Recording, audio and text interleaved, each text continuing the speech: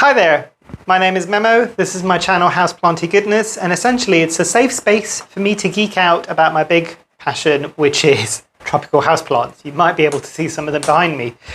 Now, as a new YouTube content creator, it does really help if you do like videos like this, drop a comment down below or drop a like as well. That will generally tell me that you're enjoying content like this and I can create more of the same type of content. And I generally will bring out content like this every week, about 2 to 3 times a week, around the same time each week. And if you want to see more videos like this, consider subscribing. So today's topic is an interesting one.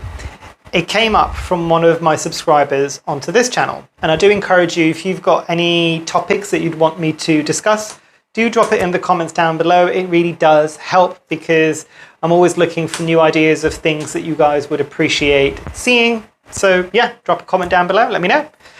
But today's topic is the very broad topic of Philodendron Care. And as I said, this subscriber wanted me to do a video on Philodendron Care, and hopefully I will do it justice. But the one thing I will say, because I know there's a lot of people that do general Philodendron Care videos, and yes, there are certain things to be aware of. Philodendrons generally will like a light, airy, chunky soil mix. And if you want to know what I use, I've got a video on my channel, do check it out. And they want to get bright indirect light, whatever that might mean for different people. Generally, it will mean you need to have it further pulled back from a window that gets a decent level of light. And it generally also wants the soil, and this is one that I'm going to debate a bit. It generally, the advice that you see written online, you'd get from other videos and other content like this, would be you need to let the soil dry out. Now, that could be risky at times as well, I found, depending on the philodendron. And this is what I'm saying, sometimes this generalized care advice for all philodendrons doesn't always work in the same way.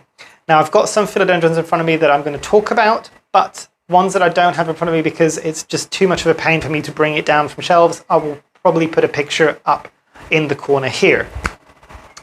So starting off with that kind of notion of waiting until the soil is dry. Yes, an example of that would be the philodendron scandens, so the trailing heart leaf philodendron essentially. That one definitely needs to become dry. The soil needs to become dry before you flush it through. The same thing as well, an interesting one with that one is you need to pull back a bit sometimes on the fertilizing, because I found with that one, if you over-fertilize, you get loads of leaves. The internodal space, of the space between the leaves, is very long, and you get much, much smaller leaves, even if it is trailing, more so than you would do normally. Because remember, with most trailing plants, if you trail them up something, which is what they would do in nature, they would kind of trail along the jungle floor, and then they'd hit a tree and go upwards, and as soon as they start going upwards, the leaves start becoming more mature, and generally it means larger. Now, with that one, obviously, if you fertilize it, the leaves will get even smaller because it's using that nutrients or that nutrition to essentially grow as fast as it possibly can. So that's one thing. For instance, an example of a plant that doesn't mind going towards the dry side, but I am currently dealing with an issue with my big Gloriosum in the back, and I'll bring you an example of Gloriosum that was struggling. And you can see the yellowing leaf there, but it's now slowly coming back. I've got decent leaves that are coming in and is getting larger and growing. And this one I actually need to move out of this pot into a longer pot because, as with most Gloriosums, they are ground dwelling. So essentially, you always need to remember with a Gloriosum that you need to have the stem exposed on top of the soil. And generally, if you look at how these grow naturally, they are scramblers, essentially. They grow on the jungle floor. So that gives you a few things. So obviously always try to look at how the plant is growing in nature. If it's scrambling at the bottom of the jungle floor, it probably means that it could maybe take a bit of a lower light because it's never going to go up towards the light. It will only have the same level of light that it will get under the canopy of the trees above. The other thing to be aware of with this one, what I have found, at least in my care, whether in terracotta or in a net pot, if you let this dry out completely and you do this a few times and then flush it through, this will start getting edema on the leaves, which is essentially it tries to absorb that moisture really quickly and it bursts some of the cell walls, and there's no real reversing of that essentially at that point. And generally I found when you start getting edema in the leaves, you'll be okay with the newer leaves that they come in, especially if they don't have edema, but some of the older ones, you can't really reverse that. So this is one that your moisture meter would be really useful to have, because what you'd want to do is water it just as it's going towards dry when it's still a bit moist, and keep that kind of consistent watering going on there with this one. But generally a relatively easy philodendron in most people's care. Another example is, and again this is something to be aware of, I shared this on my Instagram the other day. I bought a cutting of a Philodendron Tenue the other day, and I've got it in a net pot, and I've got it in really chunky, airy soil mix. But previously it was in sphagnum moss, so there was only one, maybe 1.5 roots that was just about long enough to go into soil. But generally I want to move them as quickly as possible into soil to start acclimating them to the media that they're going to be growing in. But for instance, with this one, it's less to do with the plant itself, and it's more to do with what life stage that plant is in. So for instance, if this is a cutting and it's only got 1 or 2 roots on there, you definitely want to let this go towards dry as much as possible, because what you don't want to do when there's so little roots in the pot is to overdo it with the watering, and then you'll start getting root rot, and then you'll have to start all over again. And the plant, especially if it only has the 1 leaf like this, is going to struggle a bit, because it's putting in all of its energy to get those roots, not necessarily to grow any new foliage.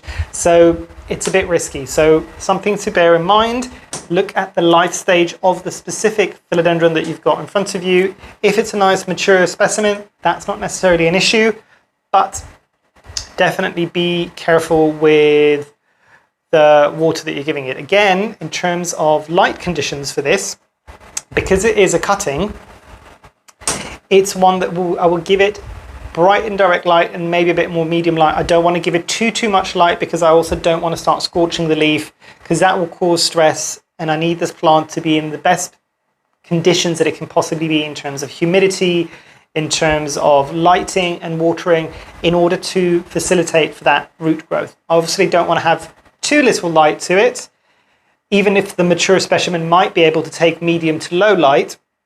I don't want to have too little light to it, because it needs as much light as possible without burning it, obviously, in order to give it enough energy to photosynthesize and grow more roots. So that's another thing to consider, is what life stage that plant specifically is in. And then you start looking at things like morphology of a plant. One of the things you might see here with the Philodendron Thai Sunrise, I think it is. If I'm wrong, I will correct myself up here. I need a second coffee this morning, apparently.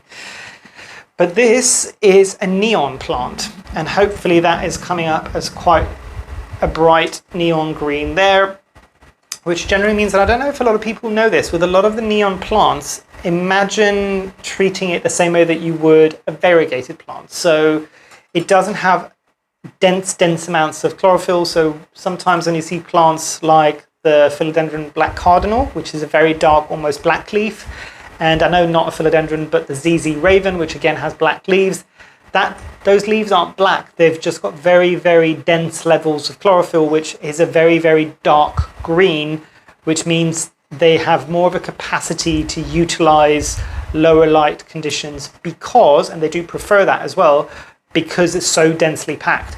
With the neon plants, it's almost the polar opposite of that. So you need to be careful not to give it too much light, or it will scorch the same way that you would with variegated plants. And also, as with variegated plants, you want to be careful with the watering. You don't want to overwater it, because it will be utilizing water at a slower rate than a more traditionally green philodendron, for instance. So that's another thing to bear in mind, is for neon plants or variegated plants, give them a decent light levels. Don't give them too bright of a light level, because they will scorch their leaves. They will burn the variegation on variegated leaves. And then also with the watering, you want to be careful to just make sure that you're using things like a moisture meter to put into the soil itself to see when you need to be watering it, when it's going from moist towards dry. In terms of fertilization with most plants, with the exception of something like a fresh cutting, I will generally fertilize philodendrons in the same rate as I would with most of my other plants. So in the growing period, about once every second or third watering, and in the winter, maybe once every third or fourth watering. But as you can understand, yes, you could do some sweeping generalizations. They generally will like area soil mixes, more so the ones that are scrambling up trees because there's very little soil there. They're tapping into whatever they can find. Things like the Gloriosum can probably take a slightly, not hugely, but slightly heavier soil because it's used to growing along the jungle floor. So it's got more to kind of attach to down there. But it's still a jungle floor, so there's still leaf debris and things like that. I'm not saying put your Gloriosum in what you would usually use for Calathea, which is very moisture retaining. But if you've got a soil mix that you're doing and you ran out of as many perlites as you would normally use in there, that shouldn't be so much of an issue with that plant. And I think that's what I want to talk about right now when it comes to these plants. I'm trying to think if there's any other example of a plant that I could give you as an example. No, we talked about plants that are either neon or variegated cuttings. We talked about ground-dwelling philodendrons. We talked about the trailing philodendrons.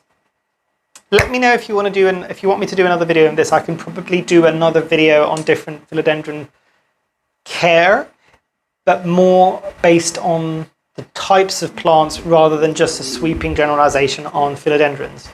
Right, I think that's it for today. Sorry, it's a slightly longer video than normal, but hopefully you've enjoyed. Hopefully I shall see you here soon, and I hope you have a great rest of the day. Thanks. Bye.